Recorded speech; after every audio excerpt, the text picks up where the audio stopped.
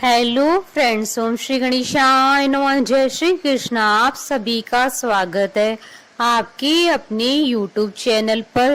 Friends, आज हम आपको इस वीडियो में बताने जा रहे हैं वैशाख मास के कृष्ण पक्ष की वरुथनी एकादशी व्रत की पौराणिक कथा, महत्व और शीघ्र व मनचाहे विवाह के उपाय के बारे में।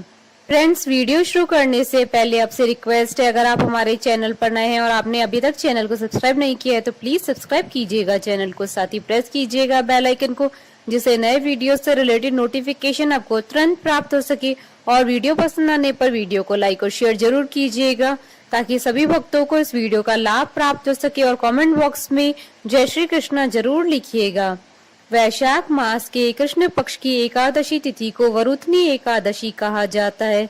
जो लोग वैशाख स्नान कर रहे हैं उनके लिए एकादशी बहुत महत्वपूर्ण है, और जो लोग वैशाख स्नान नहीं कर रहे हैं उन्हें भी इस माह की दोनों एकादशियों का व्रत अवश्य करना चाहिए। पद्म पुराण में इस एकादशी का महत्व बताते हुए कहा गया है कि संसार में ऐसा कोई कार्य नहीं है, ऐसी कोई इच्छा नहीं है जो वरुथनी एकादशी व्रत करने से पूरी न हो। अर्थात जो मनुष्य वरुथनी एकादशी का व्रत करता है वह पृथ्वी पर रहते हुए समस्त प्रकार के सुख भोगता है। इस एकादशी को सौभाग्य और दीर्घायु प्रदान करने वाली कही गई है। अविवाहित युवक और युवतियां यदि विवाह की कामना लेकर इस व्रत को करें तो उनका शीघ्र ही विवाह हो जाता है। वरुथनी एकादशी के दिन भगवान विष्णु की पूजा की जाती है। इस दिन विधि पूर्वक भगवान विष्णु की पूजा करने से मनोकामनाएं पूर्ण होती है। मान्यता है कि इस दिन व्रत रखने से घर में सुख समृद्धि आती है और जीवन से सारे दुख दूर हो जाते हैं। वरुथनी एकादशी के दिन भगवान मधुसूदन और विष्णु भगवान के वराह अवतार की प्रतिमा की पूजा की जाती है। वैसे तो प्रत्येक मास में 2 एकादशी आती है और दोनों ही एकादशी खास मानी जाती है, लेकिन वैशाख मास की कृष्ण पक्ष की एकादशी का महत्व शास्त्रों में बहुत अधिक बताया जाता है। इस दिन जो भी भक्त सच्चे मन से उपवास, दान, तर्पण और विधि विधान से पूजा करते हैं उन्हें मोक्ष की प्राप्ति होती है, उनके सभी पापों का अंत होता है। मान्यता है कि जितना पुण्य कन्यादान, हजारों वर्षों की तपस्या और स्वर्ण दान से मिलता है उससे भी अधिक फल वरुथनी एकादशी का उपवास करने से मिलता है। शास्त्रों के अनुसार इस व्रत को करने से दुखियारों को सुख मिलता है तथा राजा के लिए स्वर्ग का मार्ग खुलता है। सूर्य ग्रहण के समय दान करने से जो फल प्राप्त होता है वही फल इस व्रत को करने से प्राप्त होता है।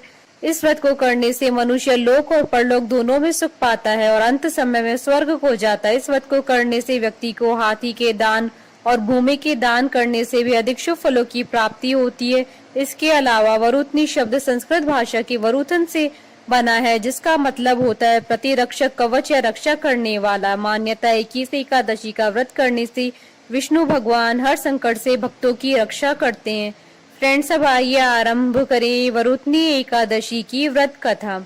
अर्जुन ने कहा, हे प्रभु, वैशाख माह के कृष्ण पक्ष की एकादशी का क्या नाम है, उसका क्या विधान है और उससे किस फल की प्राप्ति होती है, सो कृपा पूर्वक विस्तार से बताइए।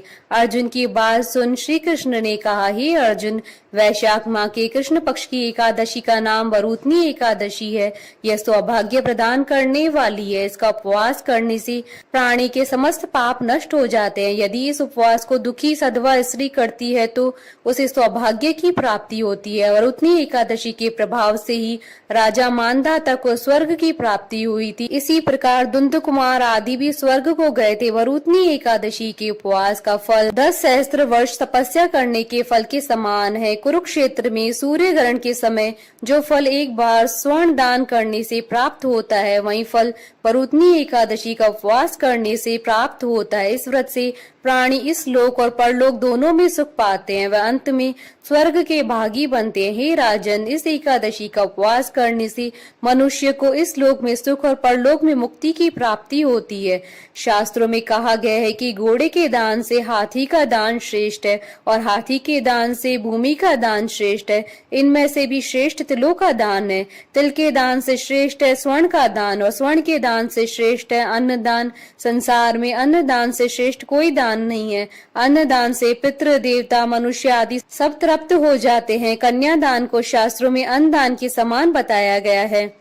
वरुथनी एकादशी के व्रत से अन्नदान तथा कन्यादान दोनों श्रेष्ठ दानों का फल मिलता है। जो मनुष्य लालचवश कन्या का धन ले लेते हैं या आलस्य और कामचोरी के कारण कन्या के धन का भक्षण करते हैं, वह प्रलय के अंत तक नरक को भोगते रहते हैं या उनको अगले जन्म में बिलाव योनि में जाना पड़ता है। जो प्राणी प्रेम से तथा यज्ञ सहित कन्यादान करते हैं, उनके पुण्य को चित्रगुप्त भी लिखने में असमर्थ हो जाते हैं।